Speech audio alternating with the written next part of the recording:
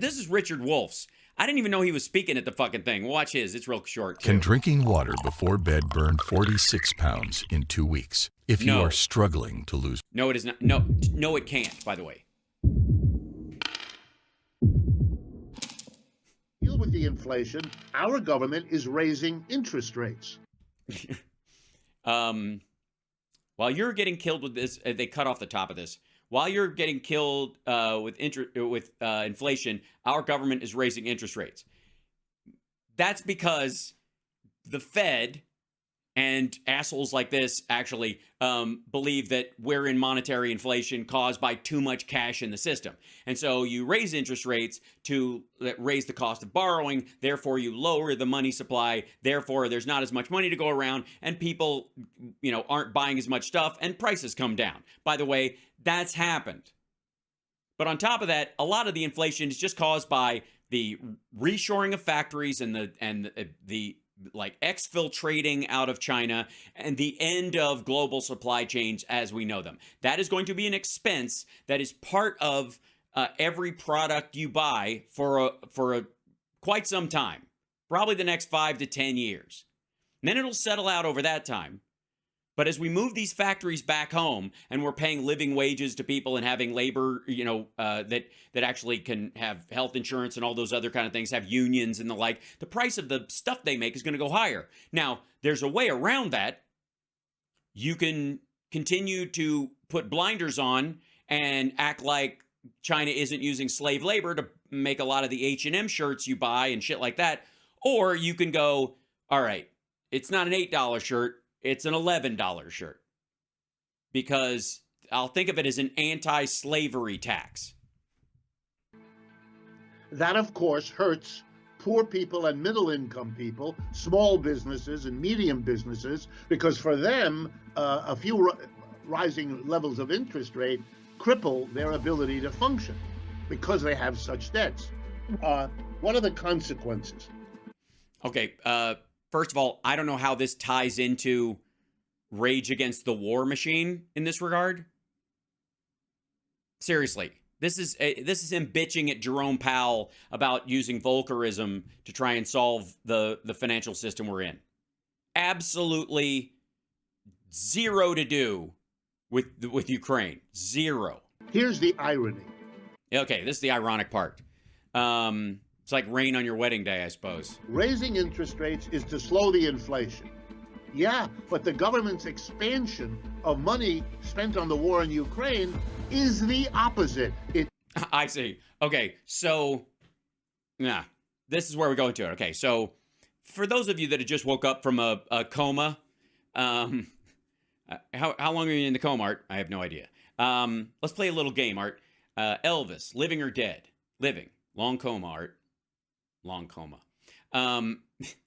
In 2020, COVID struck the economy. And over the course of the next year and a half, it blew a $20 trillion hole in the U.S. economy, not just with the destruction of businesses and the money that was spent and money that was not made, but also the death of people that will no longer make money because they're dead. And the U.S. government and the Congress in particular stepped up and tried to patch that $20 trillion hole with $6 trillion worth of unemployment insurance and PPP loans and all that kind of stuff. Okay. You can't patch a $20 trillion hole with $6 trillion fucking dollars. And the idea that there are too many dollars in circulation and that is the cause of inflation is Volckerism at its worst. That is not how we got here. Before, they were like, well, the way we solve a monetary issue where there's too much money in circulation is we jack up interest rates and we'll balance that fucking part out. Well, look back at all the times that's been done and it's had some function and actually appeared to work or did work. And you will find that there was no pandemic the year before that happened. Never happened. There was no no pandemic before like the 82 crash. There was no pandemic before the dot-com bubble, or 2008 for that fucking matter. Ugh.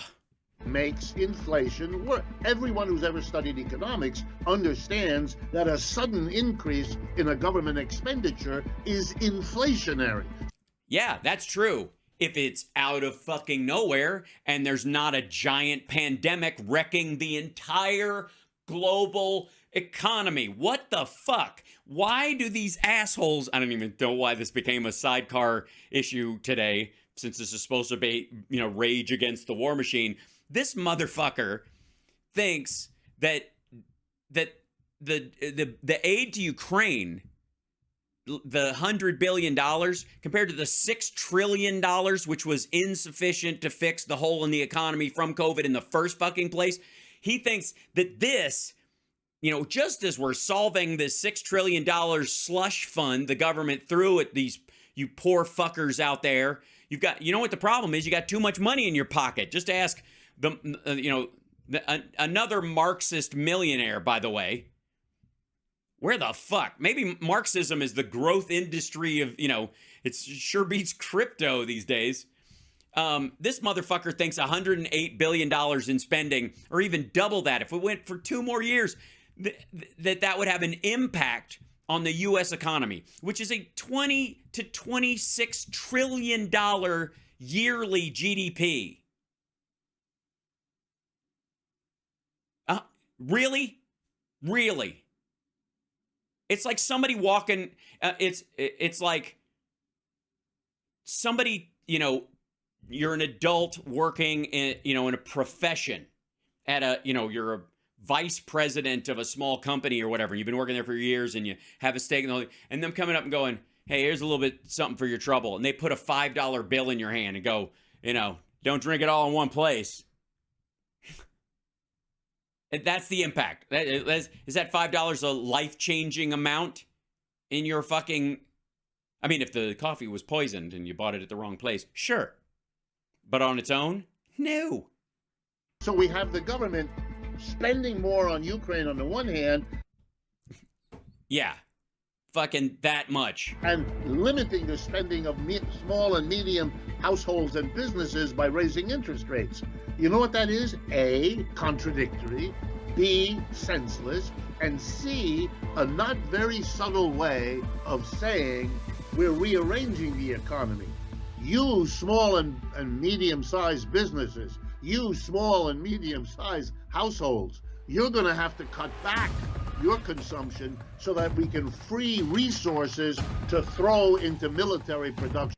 Okay, again, are you out of your fucking mind?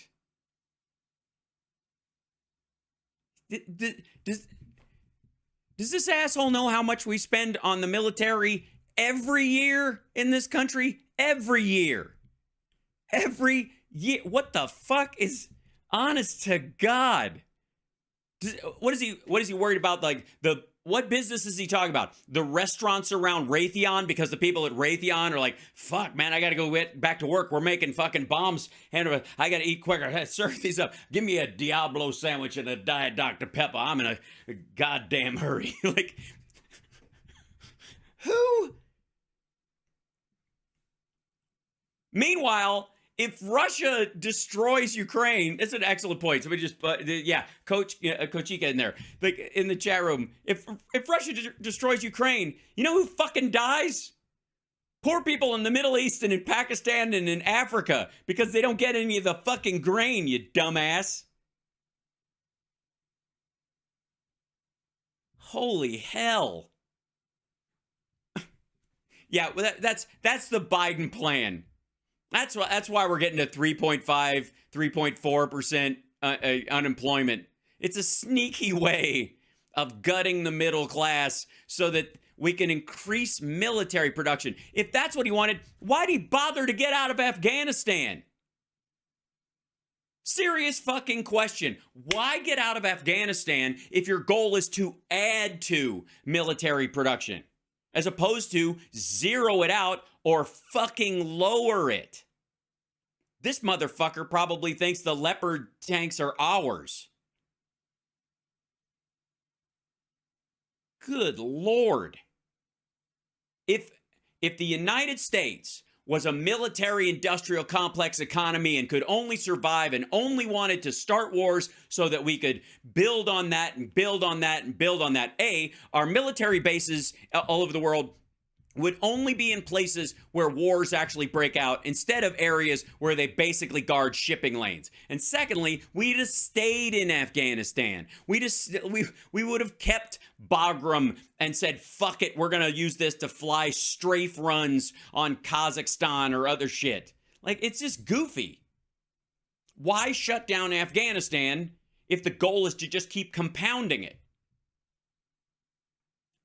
The total expenditure on Afghanistan was somewhere in the order of $5 trillion fucking dollars over the course of the 20 years we were there. If Biden's all about, like, yeah, get that military industrial complex rolling again, why the fuck get out? Why shut off that gravy train for him and open this chintzy little, flea market of a military sale? Good luck. And he doesn't care about our men's lives. First of all, ours aren't serving there. I don't know if that he gives a shit. Right. Yeah, why aren't we still in Vietnam? We could have taken a break and gone back in. This is so stupid.